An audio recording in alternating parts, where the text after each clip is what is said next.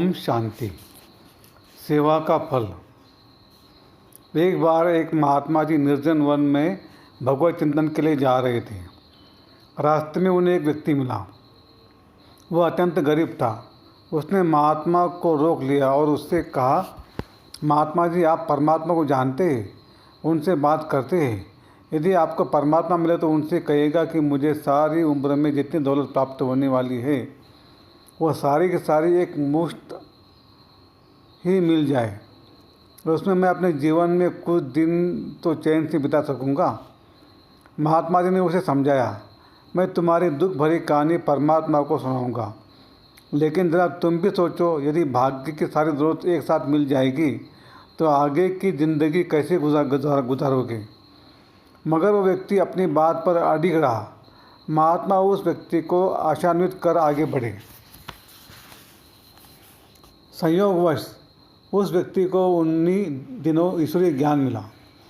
उधर महात्मा जी ने उस व्यक्ति के लिए परमात्मा को अर्जी डाली। परमात्मा की कृपा से कुछ दिनों बाद उस व्यक्ति को काफ़ी धन प्राप्त हुआ। जब दौलत मिल गई तब उसने सोचा, मैंने अब तक गरीबी के दिन काटे हैं, ईश्वरीय सेवा कुछ भी नहीं कर पाया। अब मुझे सारी दौलत एक साथ ही मिल गई है, क्यों नहीं मैं सारी दौलत ईश्वरीय सेवा में लगाऊं। इसके बाद मुझे दौलत मिले न मिले, ऐसा सोचकर उसने सारी दौलत ईश्वरीय सेवा में लगा दी। समय गुजरता गया। लगभग 2 साल के पश्चात महात्मा जी उधर से गुजरे तो उन्हें उस व्यक्ति की याद आई। महात्मा जी ने सोचा कि वह व्यक्ति अवश्य आर्थिक तंगी में होगा, क्योंकि अचानक प्राप्त हुई दौलत की वह संभाल नहीं पाया होगा। यह सब सोचते हुए महात्मा जी उसके घर के सामने पहुँचे। लेकिन यह क्या, उसकी झोपड़ी की जगह महल खड़ा था। जैसे ही महात्मा जी की नज़र उस व्यक्ति पर पड़ी, महात्मा जी उसका वैभव देखकर आश्चर्यचकित रह गए। भाग्य की सारी दौलत कैसे बढ़ गई।